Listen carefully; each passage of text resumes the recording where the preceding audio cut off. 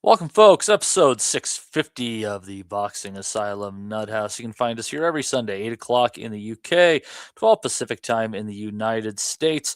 For more of the fun, check out patreon.com/boxing asylum. And we are also proud to be a member of the Sports Social Network. We are coming here with you today in a pretty boring week. Plenty to preview, though, but very little to review, sadly.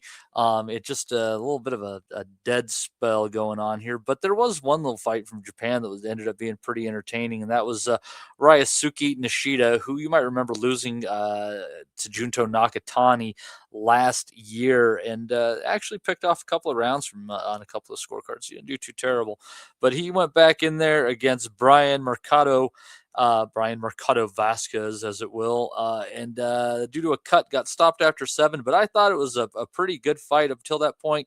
All the scorecards are 69-64 in favor of Nishida. I thought that was a little iffy. I thought that Mercado did a better work than that.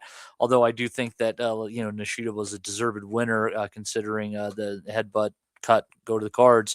But it was good. There were some changes in momentum. It looked for a while like Vasquez was going to be able to push Nishida back and man him, but then Nishida started coming back, working the body. Looked like he hurt Mercado a few times in there as well. But both guys were landing well at points, punching with each other at times. Other times letting the other guy go with hands held high and then trying to return fire after. But I thought it was a pretty dang good fight at 122 pounds there. What was your thoughts on it, Justin, in this very, very slow week of boxing action? I think me and you discussed it before we come on here. It's exactly what we thought it was going to be. But I think we've gotten I think me and you, I know I have. It was a good fight.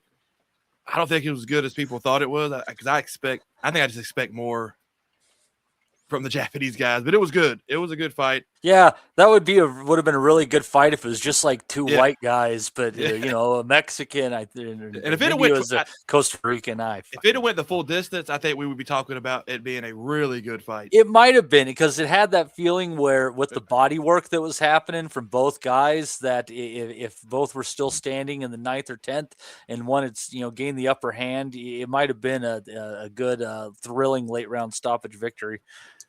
Yeah, but like you said, that's all there was this week. I mean, there's nothing. This seemed like a holiday weekend. When you had nothing on it. That's what pisses you off about boxing, is they'll go, hey, we're going to put 17 cards on one weekend, and then the next 2 weekends we're going to have no cards. Yeah, and especially the fact there was nothing in the UK. It's like, they could have. Fuck, they don't celebrate President's Day. The shit. And I know we've talked about it. I don't know how they decide. It just seems like every time there's a fight night, every promoter says we're picking these. It's like they want to pick the same exact dates, which never makes any damn sense to do that, but they always do. And they have choices. It's not like, oh, we didn't know you were doing that fight the same night we were. Well, shit, we can't change it now. No, they know. They just keep doing it. I don't get it. I'm sure there's some dumbass reason behind it. There's got to be, somebody over the years has come up with some reason why they do it. There's some angle. There's an idea behind it. It just always is stupid to me, because we get screwed with nothing when they could spread this shit out to each weekend. I don't need 3 big time cards on a Saturday. Hey, give me 2, then give me 1. I don't need all that shit. Mm-hmm. Yeah, and I don't know. They probably depend on the gate so much, I guess, and it probably has more to do with that. But the fact that there's so little going on in the United States as far as people putting on fights at this point in time, like if Uncle L or DAZN decide to step on each other's toes, it has to have been on purpose. Like everybody's on the other side of the pond is basically wrapped up on DAZN sans the shit that, I guess you got the Sky deal going on and you still have some Channel 5 shit, but more or less it's all DAZN. So, well, at least Zuffa decided that they're just going to take over the Sunday market or whatever. They're just going to take over that part of it. Yeah. And I don't know. It's a little. I want to get into this, and Steve is with us here. It's nice to have you there, Mr. Wellings. But I'll tell you what's stupid right now. Speaking of DAZN and everything going on, like what in the hell is like Chisora versus Wilder is going to be their pay-per-view of April. It looks like maybe they'll find a second one to put on because I thought that might have been when Fury was returning. Steve, am I wrong on those dates? But more so, I just want us all to vent about how stupid Chisora versus Wilder being on pay-per-view is. My fucking God. You love the pay-per-views, don't you? Good evening, everybody. You know what? See, nowadays it just doesn't surprise me. I saw you ranting about it in the WhatsApp group and all, and I'm sure you're the same as me and everybody else. But I just expect it to be on pay-per-view now. Any fight with any kind of name, these two guys being pushed together, doesn't surprise me. You expect it to be on pay-per-view, and you can see why people are doing the Inferno twigs. They're like, yeah, that's a good fight. I'll watch that.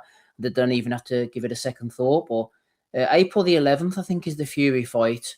Wilder, can't remember off the top of my head when that fight is. I think that's in April as well. But It's either the weekend before or the weekend after. I'm feeling for some reason.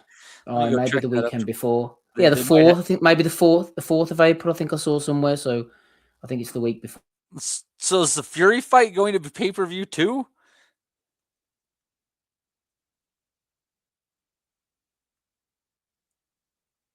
Let's see here. Yeah, that's the 4th. Are you still there, Steve? You cut out abruptly. He was so upset. Oh, there you are. Can you hear me? Yeah, I don't know what the fuck happened. That's weird. My ultra expensive internet demo is going to be laughing at me. I was saying it's on Netflix, like all the big fights seem to be. That's right. That one's going to be on Netflix. Thank Christ. Yeah. So you'll be able to watch that. Same as Jake Paul, Joshua, which makes you wonder what's going on. Fury, where Frank fits in, where Eddie fits in, too hard, do you? I think they're trying to, as much as they're talking other things, I think they're still trying to make Fury versus Joshua happen. But I don't know that Joshua should fight again still. Like I've heard very little about what he's doing since the accident, how he's doing. Like I am unsure that he should be in a boxing ring again because he was always, I mean, he just went through a tragedy, and so we don't want to, be too rough on him. But he's always been, you kind of, some of the things he says and does, you kind of had a little bit of a questions about, how he might be doing with his mental health already. This on top of that, like, I just don't know that he belongs in a boxing ring anymore. I don't know. It's his choice, but. I think he'll fight again at some point, not anytime soon though. It would have to be for a shit ton of money, though. Like when you think about it, I mean, how much money he made, I mean, taxes, with notwithstanding, he's. But it will be a shit ton of money, though. That's the problem. It will be, which is good or bad, but it will be a lot of money. You wonder how much they're paying Fury to fight Makhmudov. Probably at least 10 million, probably more. I mean, he's not going to do that shit for 5 or 6 million. I wouldn't think. How fucking stupid is that? And Makhmudov sucks. That's just like a fancy sparring. He got hurt badly like a couple times. Yeah, Dave Allen. That's just going to be like a Fury high level sparring session for him. He's not going to have to really get out of first or second gear with him. And I agree with what Steve said. I don't even care if it's pay-per-view anymore. But you knew it was going to be when they announced it. There's just no surprise anymore. And I think the reason people don't bitch as much about pay-per-view is because they don't have to pay it. They've found other means in their own way. And that's one reason. It's not like it was 20-some years ago where if it was on pay-per-view, you were about screwed. There wasn't a lot of ways to find it. You had to pay or get a bunch of guys together to buy it. You couldn't just get on your computer. Yeah, I mean, it wasn't really until like 2005 or later when you could get a internet speed that even made sense to do it. And and the website started coming out that did all that stuff. And now people, I said, why would you get upset about it? You're going to find a way somehow to watch it. And that's why I think they're like just moving to like putting some of this stuff on Netflix and then on Paramount Plus with the Zuffa crap. It's just because they realize that so many people already have that platform for a different type of entertainment. If you want to go to DAZN, you're getting DAZN purely for sports, and for a lot of us, purely for boxing, and not for fucking darts or women's soccer. fucking darts. Good. I sort of, yeah. I mean, I do appreciate that they have Calcio Storico on there, which is still one of the best freaking sports that only happens once a This year. This is not knocking people that love darts, but come on. That's another story for another time. No, like my question for you, like, can we at least, and I admit as someone who was an assistant golf professional, that golf is more of a game than a sport, even though the fitness aspect has really been changed with Tiger Woods. But can we at least admit that if a fat 18-year-old is dominating your sport, it's not a sport, it's a fucking game, you know? I think people like that. Monopoly. I think it's the atmosphere that people go for more than the actual guys that are doing it, honestly. I think because it looks like they're having a great damn time, and I don't think they're even paying attention to what's going on. I think they're just having a good time. That's another. Maybe you can barely see, can you? You can barely see what's going on. The thing I like about darts, though, is it's like conclusive. You know, it's either in the little area or it's not, and there's not much argument about it apart from the gamesmanship. You know, the way boxing and football, we're always arguing, but at least darts, you know what's happened. You can't challenge. You can't challenge in darts. They have to go back and check the video. Nah, they're not fit enough to do any challenges.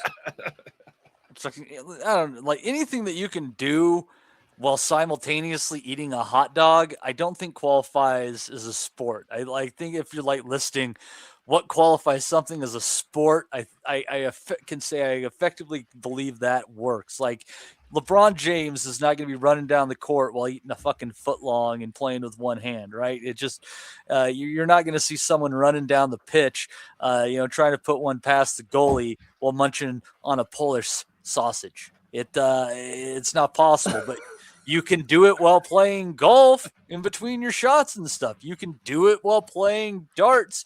You can hold a hot dog in one hand and a dart in the fucking other. Well, back in the early darts days, they used to have points and stuff, didn't they? And there's like videos on YouTube of guys throwing in the World Championships with like a cigarette hanging out their mouth. I remember people. Those are funny people. That's the cool dart. I want to see the guys get hammered. That would be more fun, honestly. Snooker was the same. They used to sit and drink pints and smoke fags in snooker. Yeah, they'd have them sit on a little table behind their chair. Well, some of those billiards players were just like straight asshole, terrible personalities too. Like, do you remember is it Johnny Archer is his name, the American? Yeah. And like you talk about like being a straight up asshole during international events, like he's just about as bad during the Moscone Cup as the American fans were to Rory McIlroy during the Ryder Cup. Like, guy was a fucking prick. You're getting a little too deep on the billiards for me. I don't know. What the fuck else do we have to talk about? I don't know. I just remember fucking up some guy's table by hitting the felt and cutting it with the end of You're that bad at pool? We were drunk. I don't remember. I just remember he said I did it. Jesus, you're terrible. You're probably trying to jump it. You're probably one of those dingbats that goes to the bar and thinks that hitting under the ball is a legitimate jump shot, weren't you, Justin? At that time, I probably was. I was hammered. It's terrible. It's terrible. But anyhow, yeah. So you join us next week for Snooker Asylum. But let's see here. Let's see here. Yeah, interesting. Then there when Mr. Harvey Price. I think we were using that in the British way, actually. I don't know. I'm not here to say what people can and can't do in the bathroom of the pub, and we'll leave it at that. But something's getting smoked. Yeah. So anyhow, there's not a whole lot going on this week whatsoever. So yeah, you fill the time as we can. Justin, didn't you say you have a hilarious story that you could regale the people with before we move on? I guess I could tell the story. All right. So we were parked at a school and the principal called me about 10. He works like the schools know he's there. He's helping the kids. Yes, Justin's not a weirdo. Yeah. I'm not parking I want to get that in front of the people. I don't park a van. I don't park a van outside of a school zone. Epstein Asylum. Yeah, so we have basically put it this way. I have like a 73-foot long trucking trailer that we open up and I teach kids how to be welders and plumbers and electricians, and I get them scholarships and all that shit. Well, the principal called me at 10:30 Thursday night, and she said, "Don't get upset, but something happened to the truck." And I was like, okay, well, it's worth $3 million. I need to know what happened. A drunk driver went through 3 fences, a softball field, clipped 2 trees, tore off a light pole, drug a fence a half a mile, went back on the road, cut back into the grass, hit a football sled that they practice on, and landed on his side. And he missed our trailer by a foot, but pieces of his alternator were on top of the truck. That's like 20 feet in the air. This is one of those moments where you wish there was dash cam footage. That had to be fucking epic. So the lesson is don't drink and drive. That's what we told the kids. I said, unless you do it in your own privacy, don't get behind the wheel. But that was a good night. That was How do you get behind the wheel drunk in your own privacy? You're like, I have 40 acres. I'm gonna get loaded and pull out the Chevy.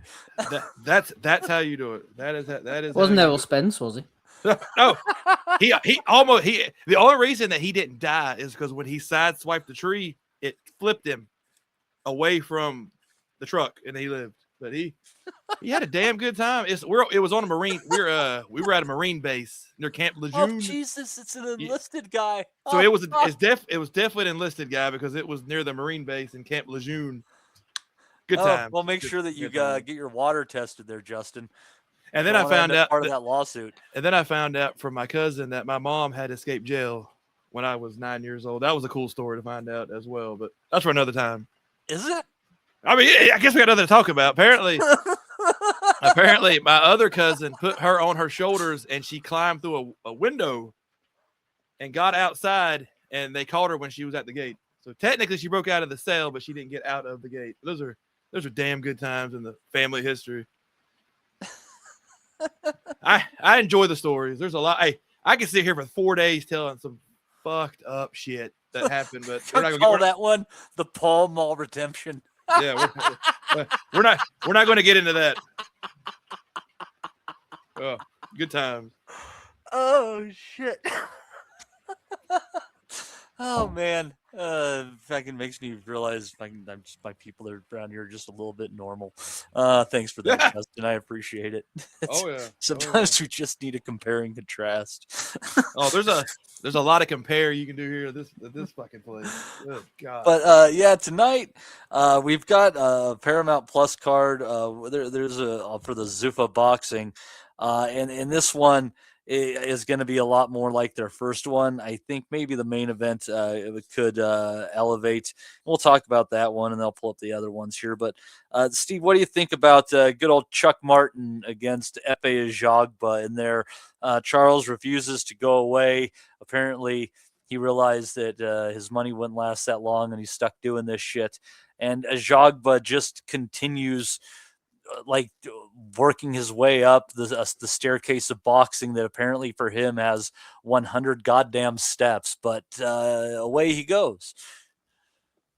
Yeah, it might actually be fun. It's like it's kind of an old PBC fight. They're kind of shoving 2 guys together. One's sort of past it, and the other guy never really made it at all. And they're not on the greatest of form, are they? I know Ajagba's. I don't think he maybe fought once, or has he fought since the Bacoli draw? I think was that the last last time we saw him in the ring. No, he hasn't, and that was last May. So we haven't seen him since then. Charles Martin, I think he's had a pushover since losing to Jared Anderson. He's only been fighting once a year, and I tell you what, he was 1 punch away from beating Luis Ortiz, if you remember, about 3 or 4 years ago. That was the 1st of January 2022. Really fun fight. And he got knocked out by Ortiz and has never recovered since. But, I mean, the money's run out, as you say. He sold his belt 10 years ago this year, actually, back in 2016 to Anthony Joshua. I think it might be fun, this. Got to favour Ajagba. Must be that bit fresher. I don't know whether he'll get Charlie out of there. He knows how to survive, old Charles Martin. So I think Ajagba on points and then maybe push himself up the ladder a little bit more. I'll go for Ajagba on points in that one, I think. Yeah. Your thoughts, Justin? I think Steve summed it up pretty clearly. The Ajagba will probably win a close fight. You remember Martin? I thought he beat Anderson too. I mean, he has a little bit left. Yeah, Ajagba will get him. I think he just has, like Steve said, a little bit more left. Well, and he Well, and didn't Ajagba have that really close fight with Guido Vianello too that probably could have gone either way? He did. Ajagba's not. He's not bad. He's stiff. I mean, he's not bad though. He's decent. Put it that way. He's nothing special, but he's decent. I'll watch it. I feel like he's ultimately kind of like a gatekeeper level, but he's found himself on the right end of close decisions, which has kept him away from that moniker. Yeah. He does it. He kind of pulled what Vianello did. Vianello was going down the gatekeeper route, but if you could pull a win here or there, you kind of you keep yourself a little distance from it. Yeah.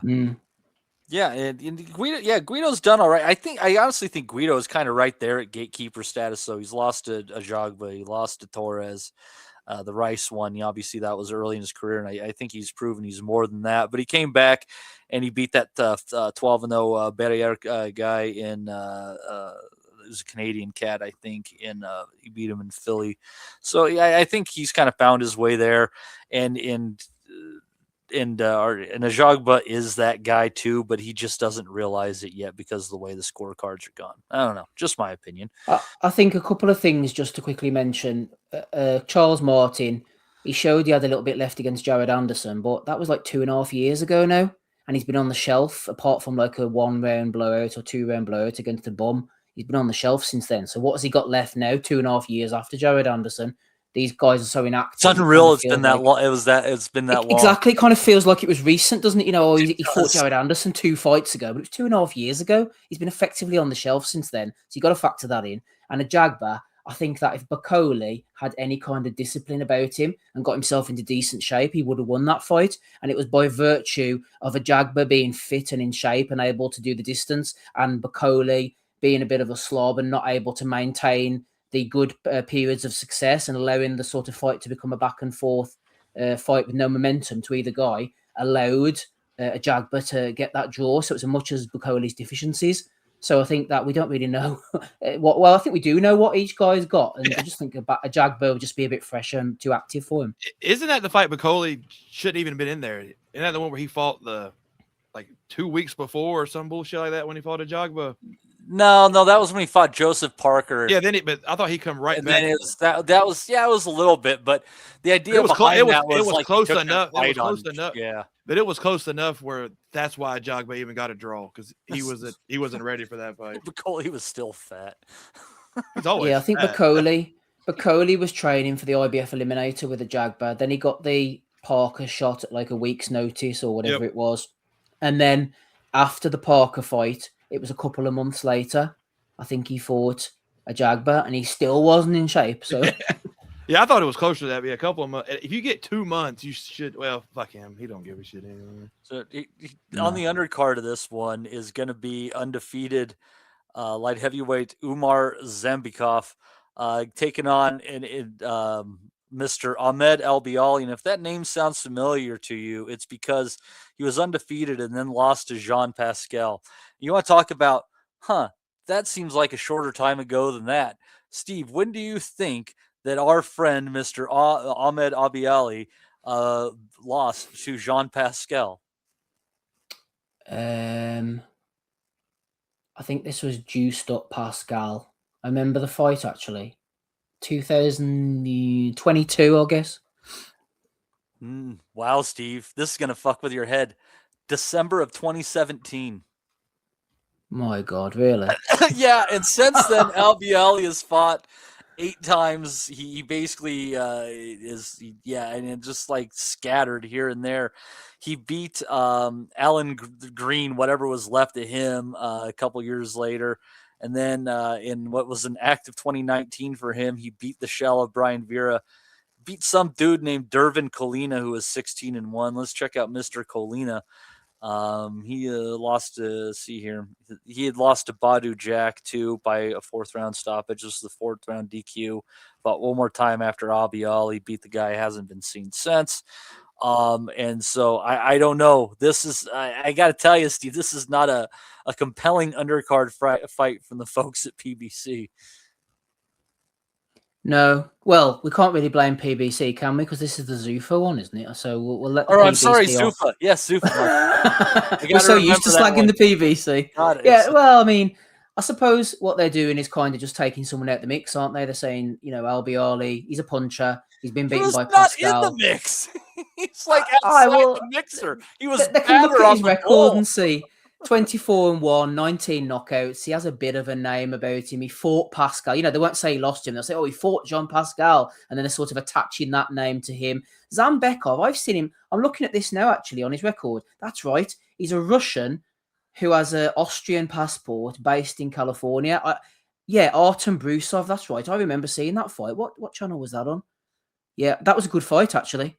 That Brusov. Well, it only lasted 2 rounds. They were well matched, him and Brusov. That Zambekov in the last one, and they were both sort of Eastern European punchers, 12-0 against 13-1. And he came out and he iced that Brusov in the second round with a cracking shot.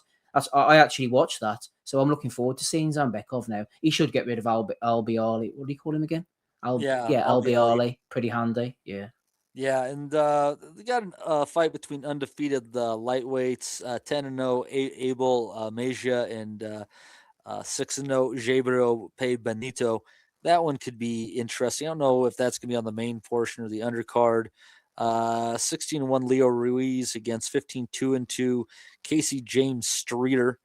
Trying to think if any of these names ring a bell. Leo Ruiz, who the hell is he? Lost once 2 fights ago against a 15-6 guy.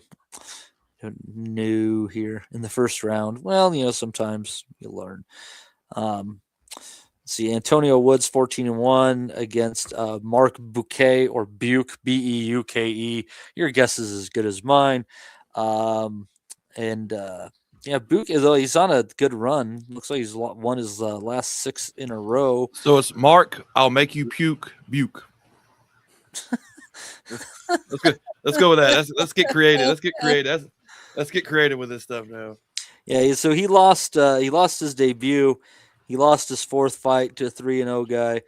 Lost his 6th fight to a 4-0 guy, and then has reeled off 9 straight after that. But he's fought no one. 2 debuts, 2-2, 8-32, 5-20, 6-3, 6-23, 11-6. Now he's going in against Antonio Woods, who was 14-1 with 12 knockouts, so he can punch a bit. His only loss was Zuffa's dragging these guys, aren't they? They are dragging guys. Yeah, I don't recognize any of these names. Well, Steve is one of the rare people that knew about the Austrian-Russian boxing scene, so you did know that. So maybe well, that's true. I'll tell you what, this Woods might be one to keep an eye on, actually, because his only defeat was a second round DQ loss to Deshaun Prather when he got in the second round when he for hitting on the break. Prather, oh Jesus, well maybe who knows if that mattered at all. He lost to Noah Kidd. My God, I'm sorry going down the boxing rabbit hole here, but if you guys don't remember Noah Kidd, I'm trying to think, make sure this is the right guy. Yeah, he was brought in for I think a WBC or WBA conference to fight Sergio Martinez in 2022, and I think that might have been the last fight of Sergio Martinez's career. Nope. He fought John Turan after that in 2023, and that was the end of the sex. But yeah, that is your card, ladies and gentlemen. I don't know what to tell you about that. That's here, Matty. Talking of heavyweight headliners, I see that Dubois Wardley got announced, didn't he? I know it's not Ajagba. That's actually an interesting fight because I think so. Wardley is really easy to hit. People need to remember that, and Dubois can hit really hard. I think this is probably the first time that he's getting tested by someone who's a legit banger. Well, Wardley's always in good fights, so first time he's getting tested. That sounds about right. Well, Wardley's always in interesting shit, so it'll be a good fight. It just depends on. Wardley's going to get hurt because he gets hurt in every fight he's in. And his nose will go. Always keep on trying. He's a hard man to put away, Justin, isn't he? You know what I mean? And that's the thing about it is Dubois is not as hard as man to put away. Good point. So it's going to be like, can Wardley just hold up enough until Dubois can't take it, and then Wardley wins? more kind of the way Joe Joyce did, but probably Exactly. like more concussively. Just if Wardley can just hold on long enough, I think he'll get Dubois in that fight. If he just can hold on, that's just how he The fights. Joe Joyce comparison is interesting because Joyce actually reverted to his amateur pedigree, didn't he? And he boxed him really well from the outside and used his jab, whereas Wardley is going to be standing there in front of him, so it might not be as pretty. No. Well, that was like Joyce actually had good timing on his jab that night too. I mean, he was always, slow on his size, but with his size, he was going to always look slow, but he was really accurate with his jab. I mean, he busted, like, that's how he won that fight, was just busting Dubois' orbital bone with it. So, and the thing about it is with Wardley, he's just playing with house money now. He never expected to True. be here. So whatever happens, he's just going to go out and like he always, I think that's one reason he fights the way he does is he's just never supposed to be here anyway. So if he loses this fight, who cares?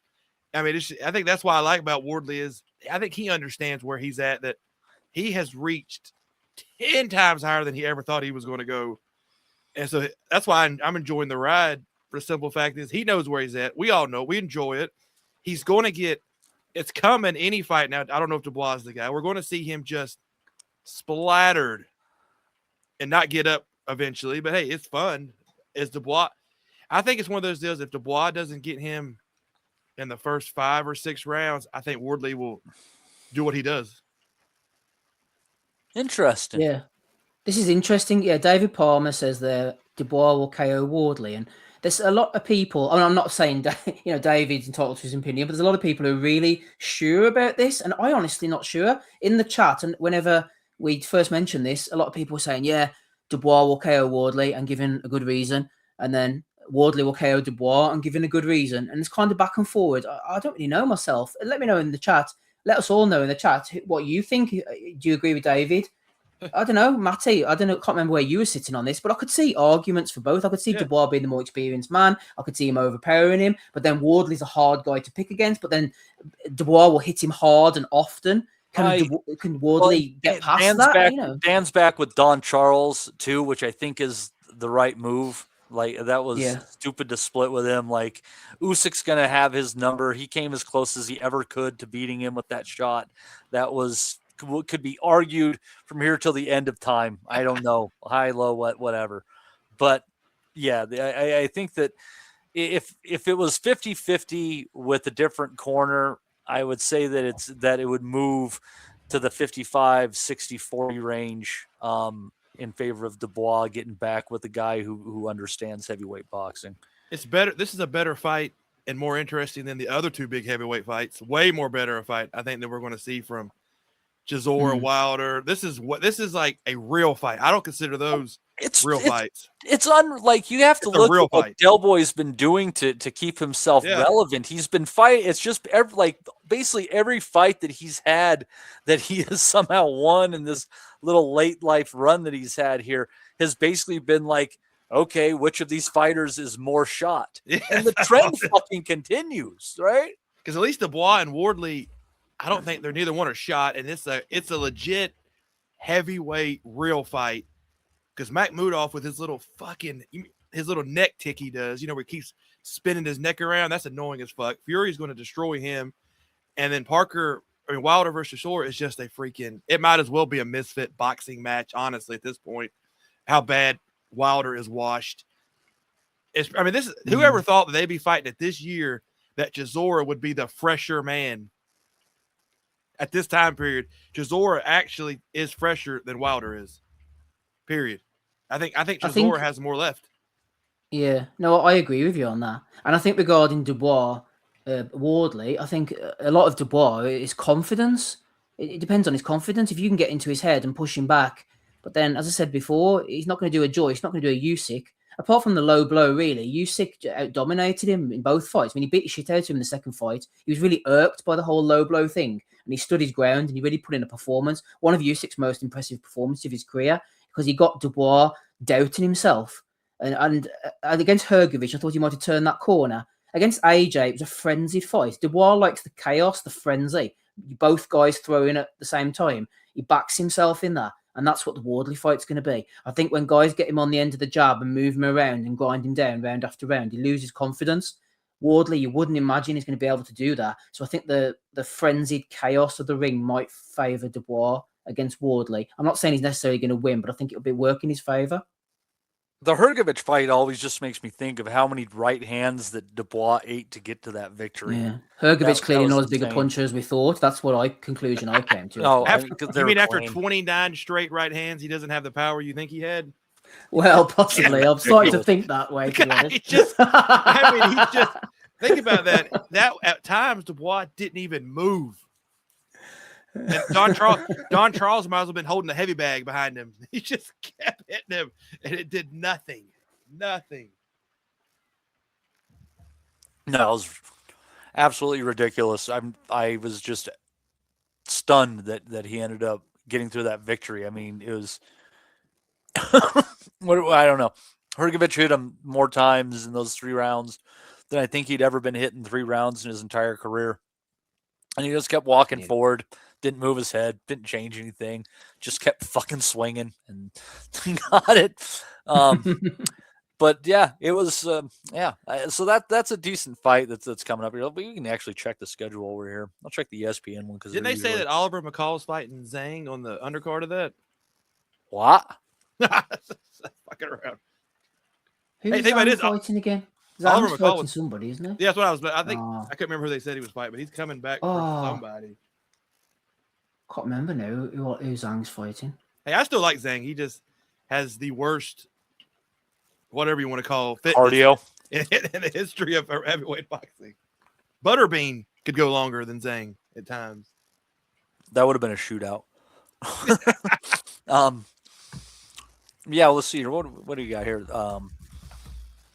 What I'll tell you what kind of sucks is pay-per-views back to back, even if they're different networks. You're going to have the Fandora versus Thurman fight is going to be pay-per-view the week before Chisora versus Wilder, so that's a bummer for anyone. Let's skip out of February and kind of see what the heck is. Can we talk? Is it true that Errol Spence is coming back? Yeah, apparently against Tim Tszyu in Australia is what I hear. Steve, did you hear the same? Heard that too, yeah. Yeah. Who knows what that fight's going to look like? Good God. It's just so tough to care, right? That's the problem is Tszyu. I mean, I like Tim Tszyu because we loved his dad. His dad was one of my favorite fighters of all time, but that's the only reason I even kept up with Tim Tszyu. Not because I thought he was a great fighter, just because I liked his dad's rat tail. And that's the only reason I ever paid attention. And I'm not going to go down this road, but one of my favorite wins of all time is when he knocked out. Well, technically didn't knock him out. He kind of did when he beat Tszyu-Judah. That's the one time that I jumped out of my chair. It was still the funniest shit in the world when he made him dance. To this day, it's still incredible. It was a cracking shot, wasn't it? It was a right hand, yeah. And then he threw the chair at Jay Nader. Yeah. I can't believe that Zab actually didn't go down from that shot. He might as well. Zab did the chicken dance, man. It was straight on the chin, wasn't it? Yeah, and then his fucking corner, like Steve said, lost their ever-loving mind. That's right. He had Nady by the throat, didn't he? Up against they were choking at him. Was that 2001? It was 25 years ago. Exactly. The thing about it is what was Nady supposed to do? He was fucking dancing in the middle of the ring. He was done. What else was he supposed to do? But you're right. God, that's how bad boxing gets sometimes is on weeks like this that we're talking about shit like it just happened yesterday. And it was 24 years ago or 25. That was perfect timing. I think that was Judah was very, very talented and very fast, but he just didn't have the chin, the defensive discipline. I mean, he's giving Floyd trouble for the first 3 or 4 rounds with his speed. And then obviously we all saw what happened there. But Tszyu, really, if Judah had any sort of acumen and discipline about him, he should have been too fast for Tszyu. Because it was a real good fight, man. I remember the seconds out forums back in the day debating that fight. But Tszyu's timing. The timing of that right hand, and we all knew he could punch. He'd obviously lost to Vince Phillips. Apart from that, he'd been pretty much perfect, and he caught him with an absolute cracking shot. And Judah, he was never the same after. Although Judah was chinny, man. I think he was. Teron Millett dropped him, I seem to remember as well. But people forget though that Vince Phillips was good. He wasn't he like a bum. He was. But no. If you could have given Judah, was Phillips an Olympian? Yeah, he was. If you give Judah and Linares a credible chin, they would be top 10, 15 all-time fighters. Oh, no. Linares, if they could take a hellacious shot, they would be top guys. Yeah. So this will be a little conversation for us.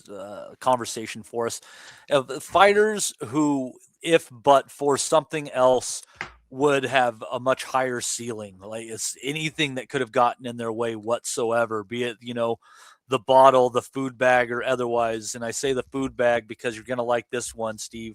I think the guy who could have had a way higher ceiling if he could have just fucking kept his weight was Johan Guzman. Fucking Jesus Christ, that guy was Oh good. yeah, sure. I mention him all the time in these conversations. I never. Oh well, I say I'll never forget, but I do forget who he fought. But I remember watching him on one of the Sky undercards. Ian Dark was commentating with Glenn McCrory, and he was WBO bantamweight champion, I think, Guzman. And I was only sort of becoming a hardcore at that time, so I didn't really know who he was. He was a bit niche, and he fought against. I can't remember who he fought against, but I just remember watching him and the hand speed.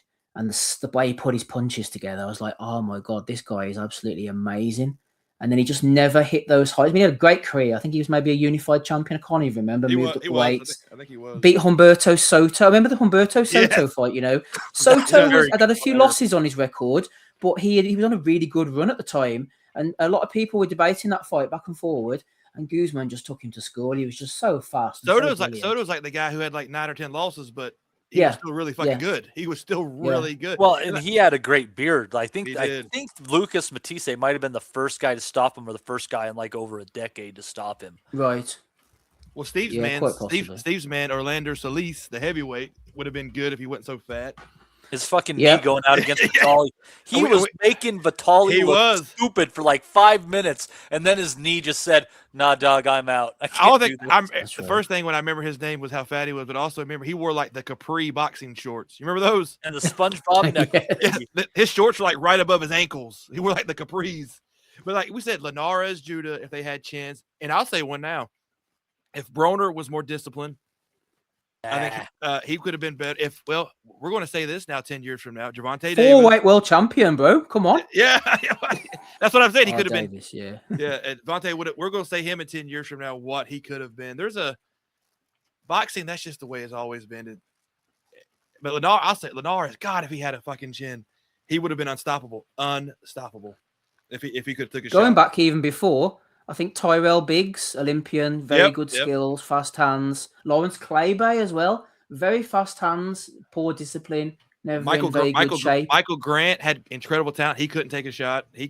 Michael Grant couldn't take a shot. Yeah, he wasn't disciplined enough to go in there and do it. There's a lot of guys that just I guess that's why they separate pound for pound greats from the regular guys. Is you have to have it all. Here, I've got. You have to have every bit of it. I've got one for you, and then people who dismiss the sparring session with Floyd and all the other stuff are missing the forest for the trees with this guy. But if Paul Spadafora wasn't a fucking shitbag addict, that guy was legit. He had the draw with Leonard Doran, and Leonard Doran was a fantastic fighter. But Paul obviously wasn't living the life. Like, not only was he drinking, doing drugs, he was like beating and almost killing women. He went to prison and shit like that. Well, he was like running with gangs in the streets and shit. Like, he just didn't care about anything. He's one of those people who needed to get the fuck out of his hometown and stay out of his hometown. Yeah. He's the Gervonta or somewhere. Where was he from? He for the Pittsburgh kid. He was the Pittsburgh kid. He's the white Gervonta Davis. And he just could not get out of his own area. And he wasn't that big of a puncher, and that might have caught up to him in the late rounds in some fights against some of them tough Mexicans he might have ended up running into had his career kept going on an upward trajectory. But when you watch that Mayweather sparring, Floyd was kind of fresh into camp, apparently, this, that, and the other. That's right. And he'd been sparred before, and Spadafora came in fresh. But he came in, I mean, looking good. He worked his distances. He went up and down. He wasn't just like trying to crowd Floyd and mug him or anything like that. He was playful with his feet and in his hands and the way that he did things in close distance, the shortness, the length of his shots when he needed to. Like, Spadafora was a good fucking fighter. And that just shows how big Floyd was, that he could bring in. Those were his sparring partners.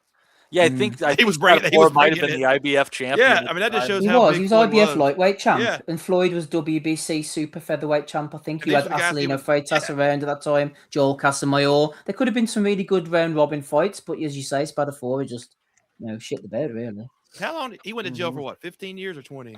No, he Something didn't like go. No, it was only like 5 or 7 Yeah, or it just something. And he it got just out, ruined and he had another run. That's again how good that he was. He had another run, got his way into an interim title fight against, I think it was Johan Perez or someone like that, Yeah, that and sounds he right. lost that one. But he was, like nearly 40 and had beaten the shit out of his body for years and years, and he's still holding up with these like fringe Titleist guys. Like Spadafora was fucking legit, and it's a shame he couldn't keep it together. So that's another one out there for you. Yeah, no, there's some good ones. Couple of ones I'll throw in that come to mind.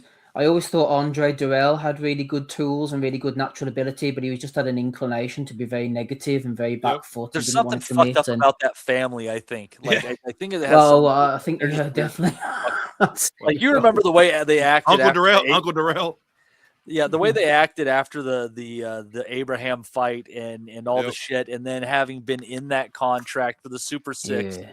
where everything was agreed to, and still like arguing, make the money right and shit like that. Like they're just really they overvalued themselves so much, and the Super Six. Yeah. Like honestly, people who dismiss the idea of Darrell at his very best, looking potentially giving Ward the toughest fight of his career up to that point. Like you Frotch, weren't a lot of watching, people thought he beat Frotch, yeah. Here Oh, you go. Here you go. Oh, You already mentioned his name, but but because he's not a warrior. Alan Green was also in the Super Six. If you want to, you already mentioned his name, but he He was was in a that. fill-in, yeah. Yeah, they had a lot of fill-ins for that shit. I always Yeah, thought if you rolled Andre and Anthony into one, you'd have some fighter, wouldn't you? yeah, yeah. Just like the Charlos, if you put them as one. Yeah, the You'd have grit of one. Anthony Yeah. and the sort of ability to be sort of Yeah. solid enough, and then Andre Andre's was, natural ability. Yeah, yeah, he was just a speed demon, man. I mean, he was fucking fast. But that fight with Frotch, like there was 2 fights in his career that ruined his chance to become a star. One was against Curtis Stevens, the other was against Frotch. The Stevens fight, he just flat out ran. I mean, there's no argument that he lost it, but it was just filthy, ugly. Some like people have said that's the worst fight I've ever seen, and that might have changed through the years, but that was an awful one. And then obviously the Frotch fight, which was reasonably close. Frotch got it, might have not deserved it, but it was just it's very, very hard to win a fight when you get as negative as Darrell got in there, especially in the later rounds. There's something about him that was missing, and I think it was a mental. He had a mental fragility. That was his problem more than everything. And There that's was something something that's something he you was just can't get scared past. in there. And Yeah, you can't get past that. Like it's just, and I always say this. Now we can go deep back in the day. My favorite fighter of all time was Terry Norris. If he had a chin, he would have been a top 10 all-time great. The man, I'll put his talent, straight talent, versus any of the all-time greats, just his ability. But he could not take a shot to save his life. If the wind blew hard, I think he might have fell. Quite similar, Justin. Sorry to interrupt you. I was going to say maybe Michael Nunn. I felt the same about Michael Nunn. Michael Nunn was incredible. So fast. God, he was awesome. If anybody on here hasn't went back and watched the old Michael Nunn, straight ability and size. He had the perfect size for the weight. He had everything. He just couldn't mentally. He didn't have it between the ears. He just did not have it. But if straight skill, he was unstoppable. Unstoppable. And one for the British domestic guys, obviously not on the level of these people we're talking about, although it was expected to when he turned pro, was Frankie Gavin. I know he turned out to be a bit of a joke and all, but he won a guy British named title Fun Time turned out to be a joke. Well, I know it's crazy, isn't it? But whenever he turned pro with the sort of class of the, your David Prices, your James DeGales, Billy Joe Saunders, they all turned pro off the back of the 2008 Olympics. Gavin, I think, had flunked the weight. He'd won the World Championships with 2007. I'm going off the top of my head with this. He'd won the gold medal, and a lot of people thought he was a shoe-in for the gold at the Olympics, and there was a weight issue, and can't remember the exact story, but people thought Gavin was a surefire. I know he fought for the world title against Kell Brook and all, but they thought he was going to be dominant. He was good. He had the ability. Yeah. I think he was. A lot was expected of him. Justin. Really I remember. Yeah. I think I got into the British stuff when the internet allowed me to watch it because we didn't get that here. We never got any British, Tatanta and all. So when Dad got one of them big ass satellite dishes that would go zone, the big ass ones that take up the whole yard. The ones where if you point it in the right direction, you're like fucking like, hey, Why is the news in Russian? So like Dad would make Ryan go outside and like turn it by hand and shit. And that's when we started getting like the Satanta stuff. And that's when we started getting like the British cards. And that's when we saw like all that stuff. That was probably 2002, 2003. Yeah. And then And you watched Turn the satellite dish, Bob. There's a Frankie Gavin fight coming on. No, I'll never forget that time. It wasn't Frankie Gavin. It was somebody, and I couldn't get it to turn. So I told Ryan I remember it was pissing down rain. He was young. He wasn't that old. And I was like, Ryan, go outside. I will hand gesture you if I'm getting it. Just keep turning this big, like 30-foot freaking dish in the rain. I mean, he could have got electrocuted. I don't remember if he was going to be that bad or not. But that's how diehard I was, that we were trying to watch random British cards and pouring down rain in North Carolina while Ryan was out turning this big fucking dish. And that was the good day. That's why, like I said, Dad used to say it was a sickness. He said boxing was a sickness of mine because, like right now, we're just sitting there talking about random shit that not many people care about probably. But that's what I got into. And Satanta, that was Box Nation. To me, was the best damn thing I ever saw. I loved Box Nation. I couldn't just get a subscription to Box Nation. I love Box Nation. That was like my introduction because they were actually people talking more about it, and it was a different world. I got to see the other side of boxing, the European stuff, and it just made the whole boxing scene make a huge circle for me, and I got to see it all. The Russian, that like Lebedev versus Roy Jones. Yeah, you got to see it all. It's probably not the best example of a thrilling contest, but like that was on fucking Box Nation. Box Nation was great value for me because I subscribed when it first started back in like, I don't know, was it 2011 or something like that. And about 6 months in, my debit card expired. And so it cut my payment off, but Box Nation didn't realize this and never cut off my subscription. So I watched it for about the next 5 years for free. Awesome. Maybe that's why they went out of business. Probably. You probably would. They realized we got like 3,000 people that hadn't paid in 7 years. So thanks, Box Nation. God bless you. God bless each and every one of you. But those were the good old days when like I got to see, like, I didn't know what the hell the British title was and what the hell that even mattered, and like the European shit that was because over here like when HBO would have a fight, they would say he's the European champion, but who the hell is this guy? But then you got to see all that shit. That was what was cool about it for me. You know, and leaving, and I hate to just kind of carry this conversation in a direction, but it seems to be kind of flowing into like. Leaving everything that is creating it aside because you give fucking people headaches, like that's like one of the terrible things. Like when you speak like losing the sense of internationalism in sport and making it so much more difficult for people to travel and do stuff like that that does so much damage to this sport. And that's why like Canada being very, very open to immigrants, I think they might become the new United States for boxing if they play it right and shit, because it was just stunning what happened over here and the fights that happened. Because instead of going to their home country, it used to be like, yeah, we're going to go fight in Las Vegas or Atlantic City or Madison Square Garden, you know, like Sergio Martinez fights and shit like that. The only fight that he had in the later part of his career outside of the United States back home before his comeback, we'll leave that aside, was the fight with Martin Murray. I mean, everything was there against all the British guys he was fighting, the Mexican guys he was fighting, et cetera, et cetera. Paul Williams, who was an American, obviously, but it's like, and that was Sergio Martinez was my dude, you know, and it was great. And at that time, what was so fun for me and like why I have an affinity for Argentine fighters, you had the 3Ms, man. You had Martinez, Matisse, and Madonna. Like, how can you not enjoy that? I mean, those guys in their own ways that were unique to them. Madonna and Matisse, which with far much more overlap, I would say. But I mean, they just such great knockouts and fights and performances throughout the years, and they provided just so much for me. And the Mexicans, obviously, I mean, that's obviously just says itself. Not only that, just been surrounded by that culture my entire life.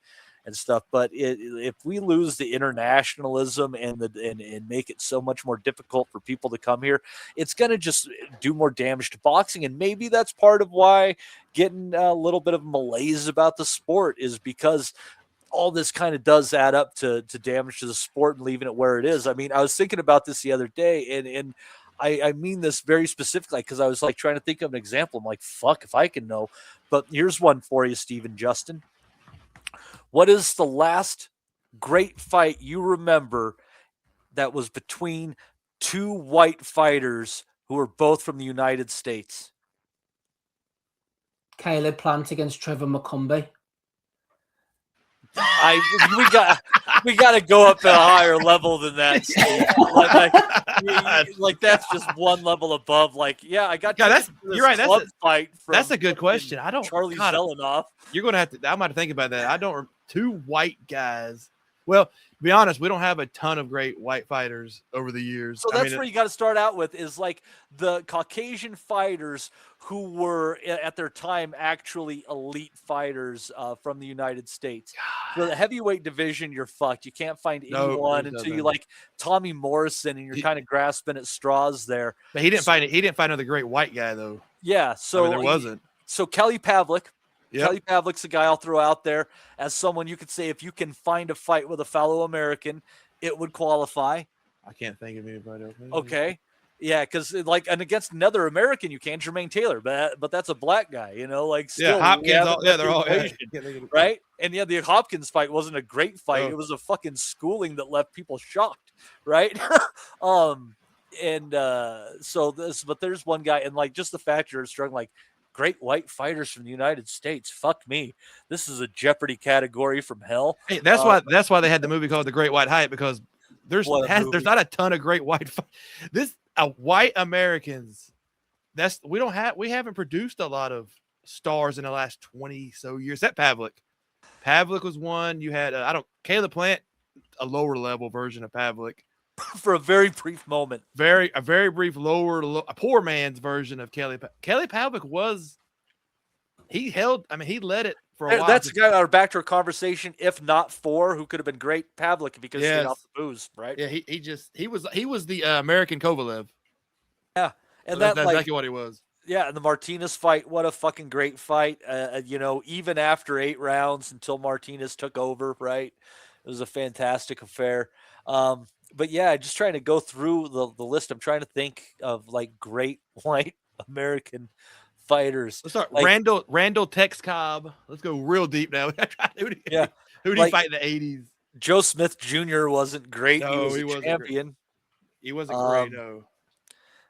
Cletus Selden. The Hebrew Hammer. No, we don't like the Hebrew Hammer. That is the Brits and the European whites guys have definitely produced more than we have over here in a long, long time. Long time. Yeah, it is. It's a killer. And that's not a race thing. I can't explain. We don't produce since like the 70s, 80s, maybe 60s. You could go back. It's been a long time. I can't explain I can't get into all that. I don't know why we haven't, but we just haven't. Yeah, but so this I'll tell you what. If you can think of anything, let us know next week. This is going to be one for the boys in the chat too. Try to figure this one out. Like this is a deep dive. I have just blown your fucking minds. Okay, I have no idea. But anyhow, we'll move on to some previews here. Let's kick it off with going to the other side of the pond, and I want to make sure I snag the undercard on this one. And Steve can tell me that all of these fights have been canceled because somebody got hurt. They fucking sprain their ankle hitting a root while running through the woods, as is so known to happen. But we've got the card from Nottingham. Before we get to the main event, let's work up the undercard. Junaid Boston trying to stay busy there against TBA. Maybe that has changed. Steve said he wants to hit Ryan Garcia first. He's got to run. Everybody wants to hit Ryan Garcia. Yeah. But Steve said he'd like to squeeze him in if you got a second. Do you want to do that first, Steve? Yeah, if you don't mind, please. I'm gonna have to go soon. Okay. Can we do the undercard too? Oh, absolutely, yeah. Okay. So we'll go to that one. That's going to be the evening time DAZN. Probably pay-per-view. Fuck if I know. I think so. Frank Martin versus Nahir Albright. Albright always a live dog. I haven't looked at the numbers on that one. Keep him in your sights. This one actually is interesting to me. Richardson Hitchens against Oscar Duarte, and that's just because, like Steve, we've seen Hitchens really struggle with Lemos, who, for what you could pick your reasons, who Keyshawn Davis handled, easily. And Duarte, although he lost to Ryan Garcia, Garcia can really punch, Hitchens can't, but Duarte can punch. He can move forward. He has pretty good timing. I think Hitchens, this might be an upset. This might be an upset here. Possibly. I don't know. I wonder if Hitchens has learnt from that sort of Lemos experience. And I was looking earlier at Garcia. I'd forgotten Garcia had knocked out Duarte, actually. That win's aged pretty well for him because Duarte's done a good job since. And he had the Kenneth Sims fight. And yeah, you got to think he's going to be pushing those angles. And I think a universe where Duarte holds the title rather than Hitchens is a more exciting universe. But we can't really have those kind of nice things. So I expect Hitchens is going to put him on his head, and Hitchens will find a way. I think it might be uncomfortable at times, but I just think Hitchens will find a way to outbox him. But it's definitely a live fight and a nice fight. Good undercard overall, I think. Yeah, and trying to see if there's odds going on here. Let's see here. Yeah, we got some on there. Duarte is paying just a little bit less than 4-1. You can probably snag him at about that. And the bookies are catching on to Nahir Albright a little bit, Justin. He's paying 10-4, plus 250. I still think he'll push it close, but he won't win. I think Martin will get him, even though I don't think Martin is anything special. So I wouldn't be surprised if he beat him, but I think Martin will pull that out. And I think he had a good win. Who the hell did he knock the hell out last time? I mean, he fucking obliterated him. Thank God he knocked him out, but and I agree with Steve. I think Hitchens will do enough. I think it'll be close, but I think he'll do enough to edge Duarte. You know what? On these, a lot of times you're taking a flyer and looking for value, and I see a little bit more value in Duarte than Albright at these numbers, but I see value in both. See, I'm sick like this. I like it. I kind of like. You have to mix in a fighter like Hitchens every once in a while. And I know he's boring as hell, but I kind of like that he's just so skilled. He's a boxer. Every once in a while you got to have a guy that could do that, and I don't mind it. I mean, as long as we don't have like 4 Hitchens on a card, I can stand to have him here and there. I like his ability. I think he'll just have a little bit much for Duarte because for his skills, but I really don't care either way, honestly. Yeah. But I think he'll do a little bit more than Duarte will. Just on the Frank Martin fight, I saw a funny comment saying that after fighting Keyshawn and then Kelvin Davis, this is the first time in 3 years that Nahir Albright is fighting someone outside of the Davis family. Yeah, it was time to branch out. Let's hope we don't get jumped after the fight by the where was Keon? Could they not afford him? So no I see no odds up there for Japanese Andy against Gary Antoine Russell. But that I kind of think Hiroka brings basically everything to the ring that Russell can exploit. I imagine odds are going to be pretty in. That should be a good fight, though. That should be. I think so. Yeah, I agree. I think it'll be a really good fight, but I think we know more about Russell. Hiroka has this sort of underground energy about him. Like he's really, he's unbeaten. He should be really good. He's been out the ring since September 2024. I know this was scheduled before this fight and it didn't take place. I think it was maybe the Benavidez Yard undercard it was originally supposed to be on or something like that. But if you look down his record, he hasn't really fought anybody. And I just feel like I know more about Russell. But this is the kind of undercard we should have. Yes. I mean, this is what you should expect, and this is what they should deliver is 4 or 5. They don't have to be superstars, but good fights. And I think I don't think any of these fights are going to be bad. I'm just wondering who's going to fucking not be able to make weight or pull out and last minute. Somebody will. What's going to fuck this up? Because as you said, I'm like, yeah, this is decent. But and all of that is, before we get Mario Barrios against Ryan Garcia, Barrios is paying, what the hell would that be? I hate that. That would be 7-4 for you guys, plus 175 for those of us in the United States. It's interesting. Garcia moving up a weight. He's looked shit in his last fight. He has all sorts of questions surrounding his career's biggest victory, and Barrios. All that's said about him, he is the 147-pound champion, substantial height advantage over Garcia. I don't know, Steve. I think this is a little bit closer to 50-50 in my eyes than the odds are saying. I'm not saying Barrios wins, but I feel it's closer to 50-50 because Garcia's batshit. He's an insane person with a left hook. Yeah, I agree with the 50-50 thing, and I think that form shows it as well because Barrios has drawn his last 2 fights. So if ever there's a 50-50 fighter, it's him. I mean, he doesn't always win, but he finds a way to leave the ring without losing. So he keeps that belt by hook or by crook. We saw it against Ramos. We saw it against Manny Pacquiao, and he's training with Joe Goosen now, which I think is an interesting sort of sideline rather than Bob Santos. So let's see how that plays out. Goosen used to train Garcia, so maybe he'll have a little bit of note insight on there. And there's been some barbs traded between them. The Garcia being his typical juvenile dickhead self. Yeah, I was going to say the same. They had a little bit of back and forth at one of the press conferences I saw. He sort of irked Joe, which isn't easy to do. Joe seems quite a mild-mannered man. I know back at Lennox used to have little digs at him, and he sort of held it well. But at the press conference podium, he wasn't as nice. But you're right, Garcia. How could you even get into his mind? How would you even know what he's thinking when he doesn't even know what he's thinking half the time? You just don't know what you're getting with him. He looked timid and soft against Rolly Romero, I thought. Why is he getting a title shot coming off the back of a loss at a different weight? And similar to Conor Benn being highly ranked, WBC have kind of pushed him up the rankings and given him this title shot, which he doesn't deserve. It's on name, nothing else. Barrios, as we mentioned, drew his last 2 fights, so he's not ripping up any trees either. Stylistically, Garcia's got nice fast hands. We know that. He can punch, especially with that big left hook. I think he needs to kind of get Barrios into exchanges, lure him into a bit of a firefight and catch him while they're exchanging, like he did with Devin Haney, really. When Haney wasn't going down and getting dropped by that left hook constantly, he was kind of outboxing Ryan for a few of the rounds, so which is what Barrios needs to do. I think get the good long jab. He said he's a big guy. He can punch a little bit. He's got a good overhand right. Let Garcia feel the strength of the bigger man. Touch that body. Test his conditioning. Nice and slow and steady for Barrios. Take it late.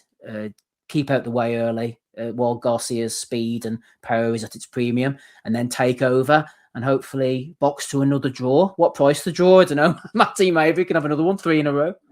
Oh man, I bet the market's kind of thinking about that one. Let's take a look here. And like at this point in time, they're like, third time, you're not gonna get us this one go around. he's like Badu Jack. You might as well put something on it. 16-1, so about the middle ground for what draws usually exist. The maybe a little bit on the tighter side than usual. Like some of those women's fights, they get down in that 12 to 10-1 range. Yeah, so I'll tell you the reason why I wouldn't really write off Barrios in this one, because you think like he lost to Tank. Well, Tank is Tank, and that Abel Ramos fight, he got dropped. Obviously, I think it was a left hook. Also, funny enough, or maybe it was just an overhand shot. But but you have to think about Tank is small. Abel Ramos fights small. Ryan fights tall with his chin in the fucking air. Yes, like a pole. That's a good point. And wasn't it Ahmed? No, not what do you call that guy who gave Barrios trouble? Was it Akhmedov? Or something? Akhmedov? It might have been. Was it him? Do you remember? Yeah, I could take a look. Making this up. I think Barrios. I lean Barrios. Yeah. I think Barrios. Bader Akhmedov. Sorry, Justin. He gave him trouble as well, didn't he? But I think Barrios wins this. I don't know. But if Garcia loses this, I wouldn't say this is the end, but it's got to be near the end if he loses this fight. I mean, where the hell would he go? His name's not going to keep carrying that much if he can't win. So I think this is like, I wouldn't say last chance for Garcia, But if he loses this, I mean, where the hell would he go now? He's moving up. They'll always find idiots like him. They'll yeah. find the juice to squeeze out, won't they? Because even if he's losing, because he's popular and he has that craziness, he'll just come off with some I don't know how he keeps circus staying show and popular. get himself another fight. I don't know how he keeps staying popular with. Like I said, you have, even if people love your social media and your craziness, you still have to win every once in a while to make it like. So I just think Barrios will win. I just think he's just such an odd human being. I think he mistakes like people. I think he believes it's admiration, but what it really is people watching like a sideshow act. Like they're checking out like the bearded lady or some sort of shit like that. Like, but even that gets old after. While. Yeah. You pay your quarter when they come to town, and then the fourth time they come to town, you kind of shrug, and they're like, how many times can you see the bearded lady? That's going to be the next shit on DAZN now, isn't it? Bearded lady fights. but I don't know. And Thurman, he beat Barrios too, but Thurman is obviously incredible capable, and Thurman has really fast feet. Like Garcia has fast hands, but he doesn't have fast feet. He actually has really uneducated feet, which is one of the reasons why I'm going to find spots to pick against Devin Haney all the time, because I see a bunch of holes in his game, because some of the, like, Ryan looked like he was a fucking deer prancing through the forest going around the ring against Haney at times. Like, it wasn't pretty what he was doing. Yeah. But what Thurman does is far more effective. His first step, even at his advanced age, I mean, we'll see against Fundora, but his first step is one of the best in boxing. Garcia doesn't have that. Barrios too nice as well. I've heard that said before. I think Barrios is generally a nice guy. He doesn't have that killer edge. He should have been battering Pacquiao the last couple of rounds, from what I remember of it. He had the bit between his teeth. He realised he was behind, and he actually started letting his hands go. I just think he's too nice, man. Getting his hair brushed. If you think, even though he lost to Davis, right? Even though he lost to Davis, he gave a good account in that one, right? Yeah. And Davis is a legitimately unlikable person. Against Pacquiao and Thurman, those and against Abel Ramos too. 3 genuinely like cool guys. Like, people make their jokes, have their opinions and stuff like that. But I'll tell you, from everything I can tell, they're 3 genuinely nice guys. Differences you might have aside on personal whatevers, right? But all here, like, Ryan Garcia is a dickhead. Like, he's very easy to dislike, and it'll be interesting to see, like, especially with going to Goosen now, changing trainers, a little bit funky, but you have a guy who understands Garcia, his head, and some of his issues. And you might get a little bit more malicious intent from Barrios here. And can that leave him more vulnerable? Yeah, possibly, probably so. But I mean, again, Garcia's moving up in weight, and we don't know what he's gonna look like. He should be a clean fighter. We'll see. Yeah, hopefully the Garcia thing will get him throwing, because the Pacquiao fight was all wrong for Barrios, because Pacquiao lulls you into that false sense of security, doesn't it? Errol Spence said it before their aborted fight. He smiles, he grins, he compliments you, he lures you into that false sense of security. He did it to Keith Thurman, and then he comes out the first round, and all of a sudden he's like bang, bang, bang, bang. So that was a terrible fight for Barrios, personality-wise as much as style-wise, because it's all like, let's all be nice guys together until you get in the ring, and then Pacquiao starts like battering you. Mm-hmm. Yeah, Justin, where are you leaving? Right, I'm gonna have to hook it, boys. Sorry to spoil the party. It's been great to jump on. Take care of yourselves, everybody. Yeah, thanks, Steve. Boys, see you, Justin. I said later. I said Barrios is who I'm picking him. Okay, that's interesting. So yeah, we have a few odds for upset on there, but I'm still having a hard. I'm going Barrios too. That's a card though. That's once again, we'll say it again. Pay-per-view suck. But if everybody makes the fight, that's not a bad $20, $30. No more. But that's not bad. Unfortunately, they're going to want $50 or probably more. $79.99 or some shit. They might want it. That might be off to actually. Let's look that up.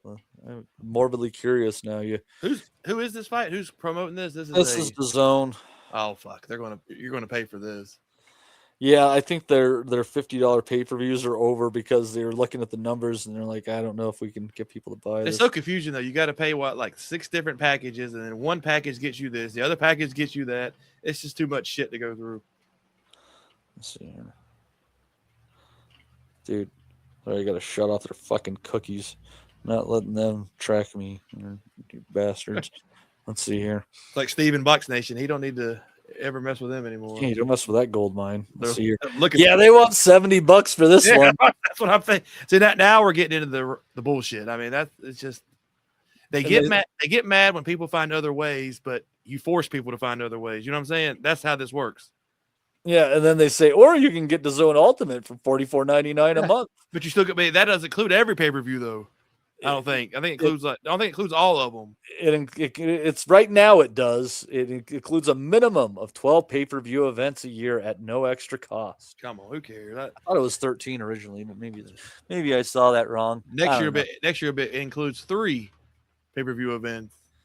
Yeah, and the pay-per-views will be $99.95. Whatever. This is what it is. So let's see here. So we got Mr. Leigh Wood against Josh Warrington coming up from Nottingham, as we previously. Am I the only one that thought that preview was the stupidest shit I've ever seen in my entire life? I didn't even fucking watch it. The one where they were like old men with canes.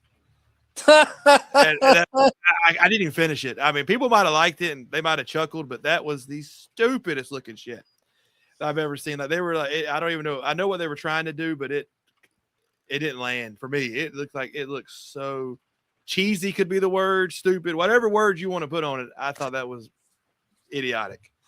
Yeah, the preview they had for that. No, thanks for saving me the time. I have no. Yeah, I would. I mean, unless you want to watch something stupid, it's up to you. Yeah, like Warrington dressed up as like an 80-year-old man with the makeup. It was stupid. If I want to watch something stupid, I'll just watch Hot Rod. Yeah, I love that movie. But we got we go up the undercard here, and we'll decide what we want to talk about. Dave Allen against 12-10 Kareem Berajem. Leo Tang continuing his ascent up the heavyweight ladder against 11-6 Dan Garber. Molly McCann is going in there against Beta Dudek, who is 7-8. Yeah, this is only her third fight. We'll give her a break. Tia Mai Aton, I don't know if I've seen her yet, is going against Catherine Tacone Ramos or Tacone in an 8-rounder. A lot of chicks on this card. Sandy Ryan against Carla Ramos Zamora, who is, let's see here, 3-2-1 in her last 5. This is going to be for the vacant WBC World Super Lightweight title. Good God. I know, Justin. I guess you're just going to have to fucking do something else for a while. I enjoy the Sandy Ryan Instagram, but I will not watch the fight. All right. And then I like this fight, actually. Ishmael Davis and Bilal Fawaz. I think that's a quality fight. Yeah, I like Ishmael Davis. So. Yeah, Fawaz is he's 5-0-1 in his last 6 fights. Let's go check and see if there's anything with the odds makers. They're goddamn at DraftKings. Why didn't you just stay logged in, you pieces of shit? But yeah, and that I would assume that Fawaz is actually the underdog in that one. But again, you might be able to get some value there. Let's see here. Fawaz.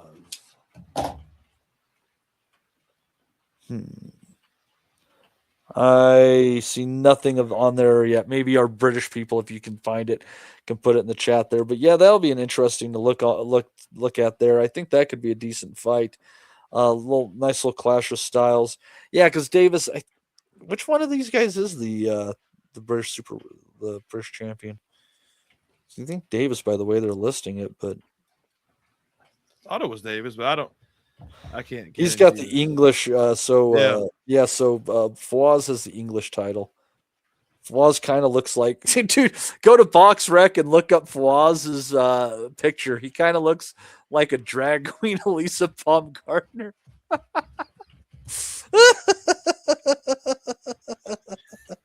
Bilal Fawaz. That's a horrible. Right? He looks like the Saudi Arabian prince. That's what a terrible picture. Anyhow, you gotta love BoxRec because I think they do a good job of finding the most random ass picture. I'm almost positive of it at this point in time. They have to, because there's no way that anybody approved the photo that they put on there. And if they did, they need to get a new team around them. They don't have your best interest at heart. You Honestly, always like the guy. He looks like he's sitting there like in a t-shirt and shit. They get crazy with those. honestly, that undercard is pretty crap. I think we can just move into the main event. It's horrible. Leigh Wood, Josh Warrington. Leigh Wood, last time we saw him in the ring was May of last year, losing by stoppage to Anthony Kakachi. He was actually up on one of the cards at the time on Steve Gray's card, only down by the same margin on another one, and then losing massively on the other. I guess considering he might have overperformed, he did look better having some more weight on him, but it was probably the end of the road. It kind of appeared at that point in time because his fight before that one, his last one at featherweight, was his fight with Josh Warrington, where he just looked terrible. He looked cooked. They both nothing in him. look terrible. But Warrington was like clearly winning, and it just looked like Wood was fucked. And then he landed a shot out of nowhere, as Leigh Wood so does. I like Leigh Wood. I mean, over. Leigh Wood is what they call it, honest pros. You know, the old school shit. And I like Leigh Wood. I hope he beats Warrington. I want Wood to win. But at this point, who the hell knows what either guy's got left? And they're just playing off their names, and they got the fact that you got the Leighs, the Nottingham connection that they've been using forever. It should be at least a decent fight. I don't think it's going to be bad because just the way they mix. But Warrington, he can go fuck off. I mean, the whole ring, the whole gloves in the ring shit he did. And then he's back against some fuck the next year, and now he's back again. And I would say even if he loses this one, he'll be back again. I think he's a spotlight whore, Warrington, and he just is not going to stay away from it. Some guys are like that. I think that's just who he is. And you can't blame Wood. If he wasn't fighting Warrington, I don't think we would see Leigh Wood fight ever again. I think he would have retired. Right. And it's funny, he's the favorite in this fight. Warrington's paying about 4-3 right in there. Yeah, so Wood, that's what you got to think about for fighters. Wood is here straight up for money. I don't think that's the only reason they got him out of for this, in which all fighters fight for money. But that can be bad at the end of your career if that's the only reason. And I think that's the only reason that Wood is here. Because I say he retired because the way he ended his last fight, that was the end for him. That should have been it. He had nothing left. He is a shell of what he ever was. But hey, if people are willing to pay for it, somebody's always going to go do it.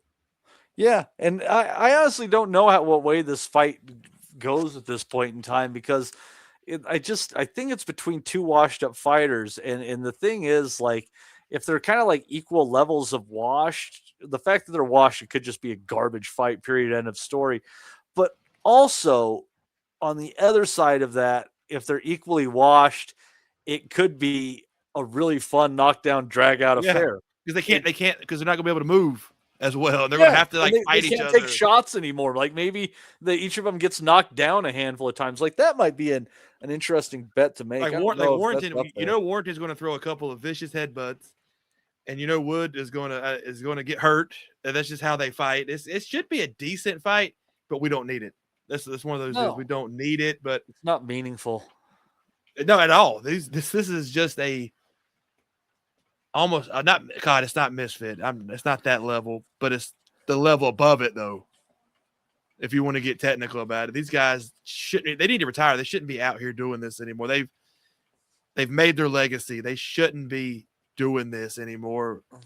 There's gonna be fucking 10,000 people probably singing along. I'm sure it's going to be a hellacious crowd. They'll be fighting in the crowd. It's going to get rough. That's where the real action is. Exactly. It's going to go down, and hey, I'll watch it. I won't watch the undercard, obviously. But make sure you catch the Fawaz fight. I can't believe they're dragging Dave Allen back. Actually, Allen should be fighting that Attain guy. I mean, honestly, who the hell? Why does Dave Allen need just a regular fighter? Because we're trying to set him up for something bigger. He's not ready to be fed to anybody yet. He doesn't believe that's where he belongs at this point in time.